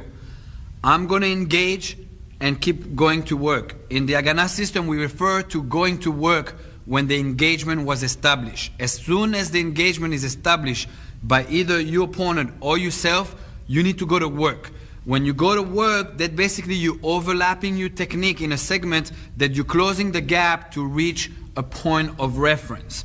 All right, Chris is standing in a fighting stance, I'm standing in a fighting stance. We're going to start off with our longest weapon, which is one of those 3 kicks on either lead. I'm closing the gap with a kick. From here, I'm going to come in with a straight punch to the face. Ear smash, headbutt. After the headbutt, I eye gouge him back, exposing the neck. From here, elbow to the neck, and bring him into a clinch. Now, when I bring him into a clinch, it is important that his forehead is in my shoulder socket. If I keep him free, he can headbutt me, Or he can free himself from underneath. He can slip underneath and open himself up. You always want, when you clinch, to control the forehead right here. That will also prevent him from biting me. He can't bite me right now. From here, when I clinch, I'm going to jilt down a little bit. Why am I jilting down? So he cannot knee me. From here, it's always going to be 3 knees. 1, 2, 3. Okay, when I knee low line. It doesn't matter where you shoot. One of them will connect to the groin, and probably the others will connect in the legs. Do not aim, I'm going to knee him right there. It's 3 knees, low line, wherever it connects, it connects. Again, you start off. Kick, punch, ear smash, headbutt, eye gouge, elbow. Bring him into a clinch. 1, 2, 3. All right. From here, I can go to work. Okay, in other words, from here, I will have a point of reference that brings me into objective option. Okay, the drill that you just saw is just a drill. It's important that you understand that this is not how we fight. The drill is there designed so you have landmarks to use all your weapons. It is important that when you attack somebody, you keep short-circuiting him. That will be done by using different weapons. If you always use punch after punch, he's going to get used to it and he's going to get into more than defending those. In other words, you're going to use the drill to use all your weapons. Also, the drill obviously starts off from long range to close range. In real attack scenarios, it's not going to happen that way. In other words, you're not going to have the choice or the luxury of saying, okay, let's start from here and I'll use my entry technique. Sometimes the engagement is going to bring you in the middle to begin with, or even at close range to begin with. So what we're trying to do is accustom you and neuromuscular program you that wherever you're going to be in relationship to this drill in a combative situation, that you start to use the appropriate weapons to short-circuit your opponent. In the Haganah system, you have 3 points of reference. One being the clinch in the middle. This is the best point of reference because you control his head. As soon as you control his head, you control the man. In other words, anytime you're in the middle and you ended up in a clinch, you control the man. The second point of reference is an outside clinch. In other words, I'm on the outside. I'm going to do so by grabbing the back of his shirt as much material as possible and pull my forearm across. In other words, I'm grabbing the shirt as much as possible so I have a handle. Bring that forearm across. That forearm being across is going right across his face. This will prevent from him to do anything with that hand. If he goes to punch me right now and I control the face here, is he going to hit me? Yes, but it's not going to be effective. If I don't have that and he hits me either to the body or either to the face, it's going to hurt and it's going to be effective. By me coming this way, hit me in the face, he can't reach me, he can't reach me, he can't damage me. Then I'm going to have to take care of this hand. This hand is important that I neutralize so he does not deploy a weapon or he doesn't start going to work with it. In other words, if the hand is hanging down, I'm going to pin it to his body. When I pin it, I'm going to the plea of the elbow and I'm putting my thumb inside and pinning it to his body. I don't go by the wrist. If I go by the wrist, all he's got to do is yank out and he's out and he deploys his weapon. If I'm here, he can't deploy his weapon because his hand is far away from any weapon deployment he's got and it's pinned. All right, the same thing reverses itself on the other side. All right, those are 3 points of references. Now, as soon as I got one of those 3 points of references, I can go to work by objective. Okay, I'll explain. I started here. 1, 2, 3, headbutt, eye gouge, elbow, bring him in. A 1, a 2, a 3. The first option I have is to take a takedown and basically control him. This applies most for law enforcement. In other words, they got to take the man down, handcuff him, this and that, and control him. From here, all I got to do is this, and the man is down. And then from here, you'll go into a control position. All right, so that's your first option. Second option will be to incapacitate him. We like to incapacitate from here into what we call a break ankle. Okay, break ankle will go, I'm going to step on his leading foot. If he's got that foot up front, I'm going to step here. If he's got that foot up front, switch lead please, Chris, I'm going to step here. I always fish for the foot that's up front. All I'm doing is here. From here, I'm going to violently push him backward. And what this will do, just go with it. In reality, what will happen is, at the end of the fall, he will not have any more room and the ankle will completely distract himself and pop out. Now what you just did is, you broke his ankle, and he cannot step on it, therefore he cannot attack you again, okay? That is called an incapacitation. Again, out of the clinch, I'm here. I get the first one, what I'll do is I'll push violently backward. As he falls down, pop, the ankle pops. In reality, in training, make sure you let go so you don't break the ankle of your training partner. Again. Okay, it all starts off right here. Kick, punch, ear smash, headbutt, eye gouge, elbow. I bring it in. 1, 2, 3, step, and break his ankle. All right, that is incapacitation. Now it brings you to termination. Now I'm going to explain something. Like I said in the beginning of the series, this is for worst case scenario. Sometimes you're going to have to do whatever you got to do. That's what we call in Israel avodah. You got to go to work, okay? To terminate him, I will have to do it by the head. Okay, watch here. I got the man in a clinch. I went with 3 knees. Every step I did short-circuited him. In other words, I got his attention here, I popped him here, I messed up his equivalent, I came with the headbutt, I eye gouged him, and I shot him in the nerve here, and I'm coming here with 3 knees. By now, he's all loosened up, okay? From here, watch what I'm going to do. If I want to terminate him, I'm going to go down right here to his chin. I'm going to go down to his chin right here. As soon as I got that, I'm going to turn him. As soon as I got him turned, I can wrench him up. That will be considered terminate him. Again, I'm here. I'm going down the chin. Do not do this, because now he can bite you.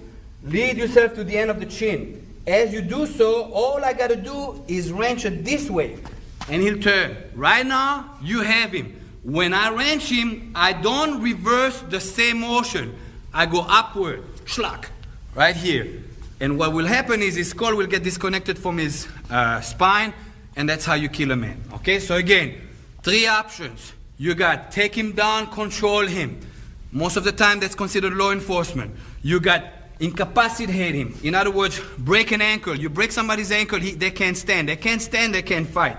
And finally, you got termination. Termination will be worst case scenario, you turn him and this and that. We're going to freestyle into the drill. Thanks, Dan.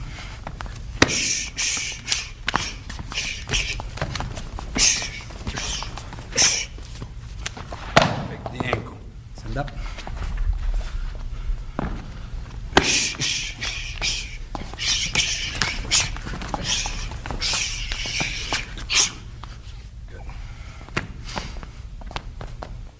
All right, as far as knees is concerned in the clinch, it is very important that you don't give him any freedom. If you have him on the outside here, you want to make sure that everything is tight. If you just reach out this way and hold his shoulder, number 1, he can use his weapons and hit me. Number 2, he can slip underneath and come on the outside, no good. Every time you clinch him, either on the outside or inside, you must control him as much as possible. Make sure that forearm is across. Make sure this is pinned and you have control of it. So you can yank. If you're just holding here and while you move, you can yank him, you ain't got nothing. If I have it here and I yank him and I control him, therefore, if I feel a jerk from his body, I can control what's coming in. If I have it here and I'm starting kneeing here, he can headbutt me, and defensively wise, I did not neutralize him. On the clinch, when you bring him in the clinch, usually a clinch will happen after you elbowed him.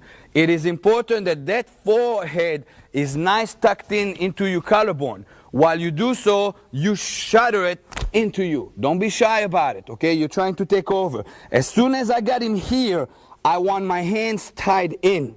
Don't have your elbows out like a chicken. He can slip underneath, and come out, or he can simply raise my elbow with his hand and get free. When I'm inside here, it will give me more control. From here, same thing happens. I'm supposed to be able to jilt him. If I cannot jilt him, I cannot control him. As soon as I got this, also, I want to push down.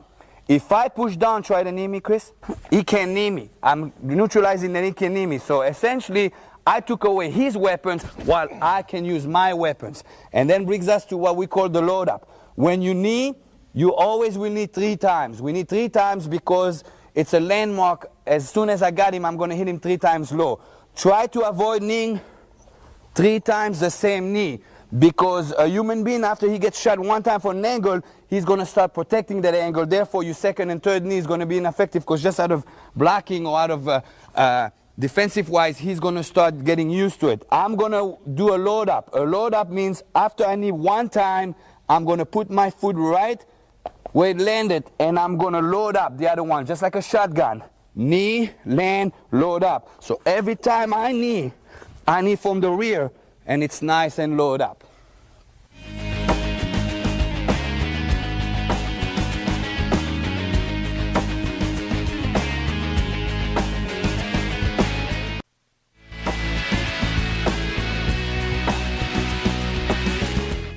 Point of references can also be acquired from a defensive point of view.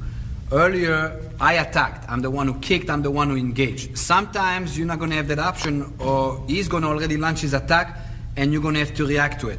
If Chris throws a punch, I'll come here, and now I got this point of reference. Again, he comes in, I come here, and now I got the point of reference on the outside versus the inside. Now watch what I'm doing. I am grabbing as much as possible out of his shirt. This will be done by simply hit him and grab the shirt. From here, I'm here. From here, it's the same thing. I still have those 3 options. I can start kneeing 1, 2, 3, and take a takedown. From here, apprehend him. Or, punch, right? He came in 1, 2, I go to work 1, 2, 3, and I can break his ankle. From here, break his ankle. Or finally, you always have the option, come in 1, take him 1, 2, 3, coming in and schlag him out and terminate him. In other words, I always find myself either here, here, or here, out of him engaging me or me engaging him. As soon as I get to that point of reference, I have 3 options to go to work from. And that's what I mean, that we become instinctive in our fighting versus I got to read what's coming in. I will always bring you to one of those 3 points of reference, and therefore you will have the option to choose your objective.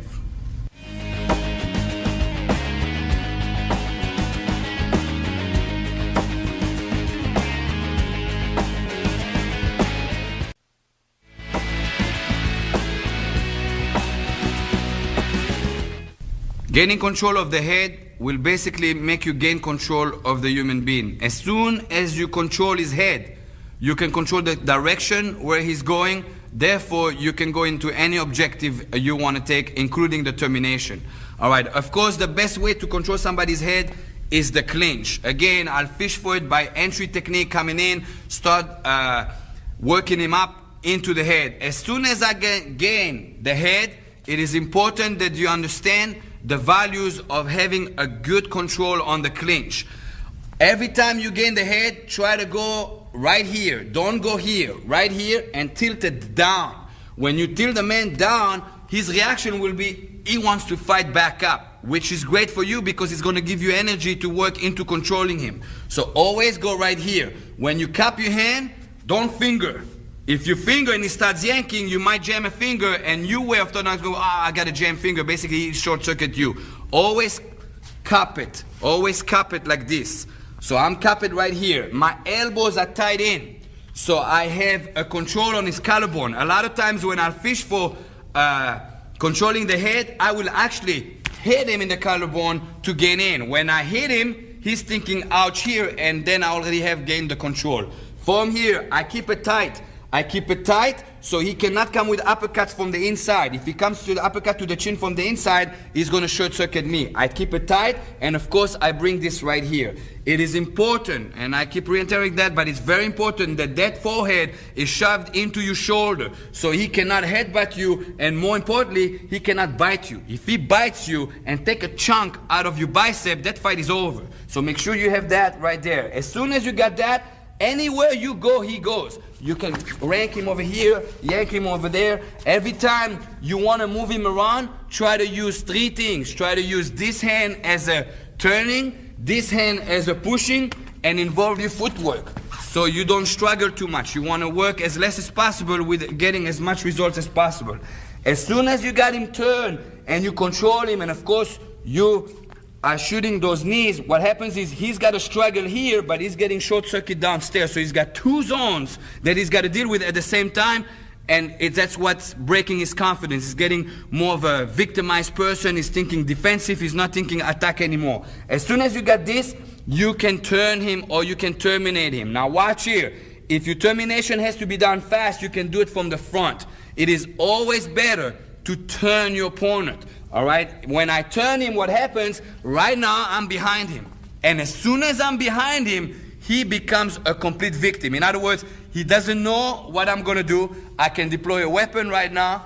I can knee him in the spine. I can take him down by pushing, shoving him down. So right now, he is completely clueless of what's going to happen. As far as the termination, every time you wrench, do not wrench where he can turn his head. In other words, we turn our heads like this all the time. You want to where he can turn his head. So when I wrench him in an angle up.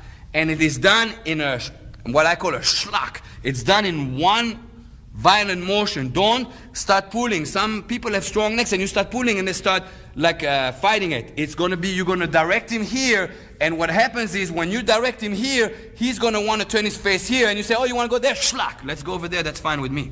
All right? So always push first to one direction. He'll resist, and that resistance will help you out. Same thing happens if I have him on a clinch right here. If I have him on a clinch right here, I slide down.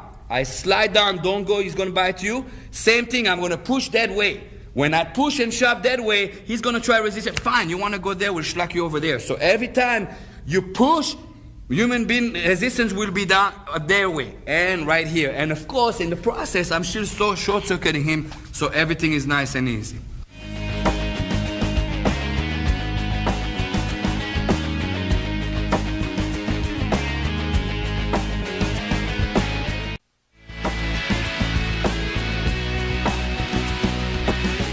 Technique number one will be from the outside point of reference. Now, again, sometimes it will come out of a punch, or sometimes you'll have the hands hanging. I'm working right now, I'm here. Now, given the fact that you got there already, in other words, you at point of reference outside on this side, make sure that you have as much material of the shirt as possible. If he's not wearing a shirt, just grab the skin and dig your fingers in there, that's fine. All right, from here, I'm going to make sure that that hand is across. Without that, I don't have a point of reference. This hand is pinned. Now first takedown, watch here. All I'm going to do is I'm going to come across and rip. As I rip, I'm going to use my forearm as a yank, and I'm going down. All right, again. Now, systematically, after every takedown you take, I want your knee to be driven into your opponent's body. That's to short-circuit him. In other words, when I put my knee here, he thinks pain here. This will always expose this. All you got to do is a good shot here and you stun him. Some people will black out completely, but this will automatically open and you're going right here. Again, you hear the point of reference right here. All you do is go across, yank down, knee, and you have this. Now, according to your objective, you will go to work from here. All right? That's the outside point of reference. Now I got inside point of reference. In other words, I clinched him. Again, I already went to work. I already broke him down. From here, depending on which leg is up front, which leg, please? Okay, the leg that's up front is the one you're going to rip. If he has that leg up front, switch lead, please, you're going to rip on this side. Okay, all you do is, switch lead, all you do is you're going to plant your foot on the floor. Right behind his thigh. Don't go here. Right behind the thigh. You already have the clinch, and all you got to do is right here. All right, from here you have options from the takedown wherever you want to go with your objectives. So again, I'm on the inside clinch. I already went to work. I already threw my knees. All I do is I plant my foot, down I go. Knee here, and from here I have my options.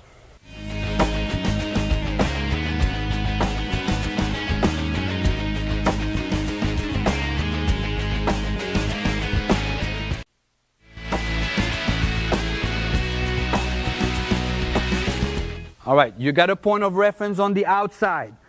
When that foot is here, I want this foot coming in.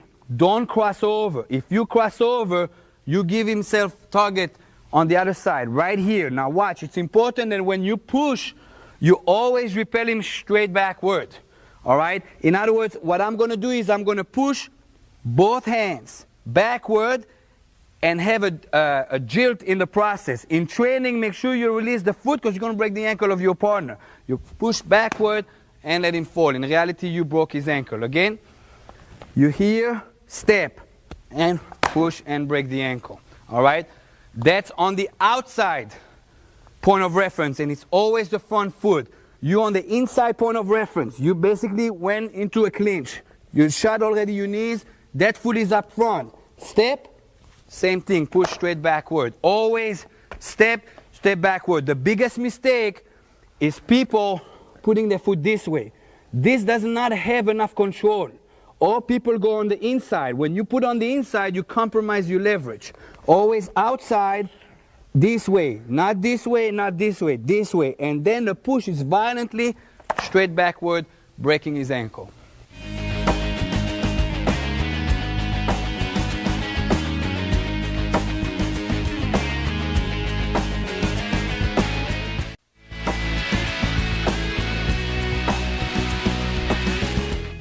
Termination from point of reference. First, I'm going to take you on the outside point of reference. I am on this side, this point of reference. Okay, I went to work already. In other words, I threw my 3 knees, low lines to occupy his mind. From here, what I'm going to do is I'm going to drive my hand straight down his chin. Make sure you don't reach. If you reach like that, he's going to bite you, and that's going to short circuit you. You're reaching down here. If somehow he's giving you a hard time here, elbow him one time, they'll calm him down. You're coming down here, right here. All right? It is important that your body squeeze. Don't have freedom, it'll step out. Right here, nice and tight. You're coming down to the chin. As soon as you got the chin, you're going to clamp your hand, like so. And what you're going to do is you're going to wrench while your forearm gives you the leverage this way. This way. Now, this is done in one schlag, one motion, right here. Every time you go to terminate somebody, try to keep everything tight. Big motion gives him more defensive against it. All right, so again, I came on the outside. I already went to work. It could have been the hand is hanging, or maybe it was out of a punch and I'm here. I went to work. 1, 2, 3. Close the gap, shin, down. And from here, schlag him out, and it's termination. Same thing happens now. When I come in the middle, I'm going to turn him. On this side, please. I'm going to turn him. Now watch here. I can do so without turning him. I can go straight down and schlag this way. I can go straight down and schlag this way. Or I can turn him and schlag this way. Okay, whatever you do, make sure that it's tight. One, and this way. This way. Or turn him and schlag him out this way. Termination from point of references.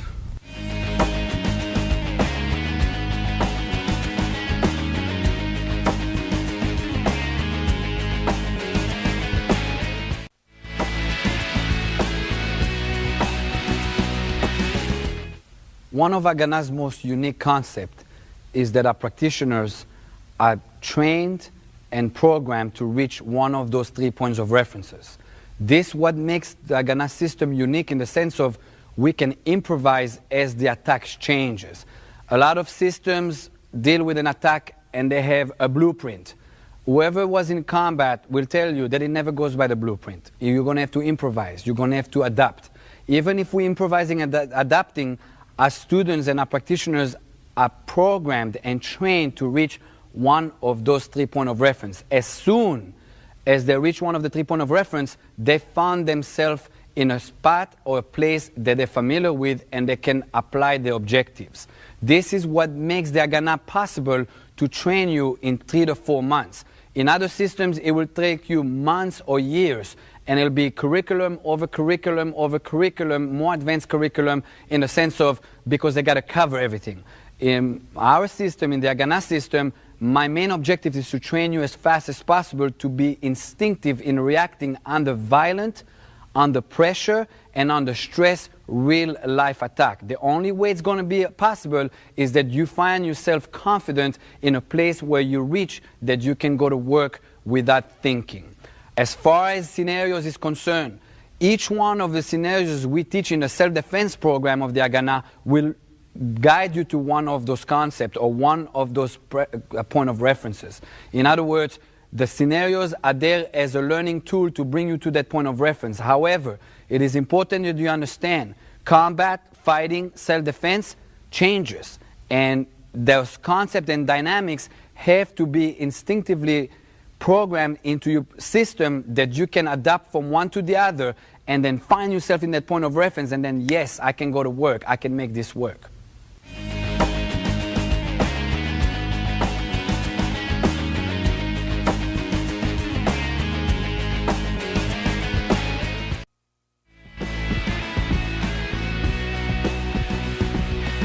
With the weight he thought that I with the weight he thought that I This bus is mine! I got the name! Everybody ride the bus! Drive the bus! Keep driving the bus! Get down! Get down! Get down! Stop the bus! Stop the bus!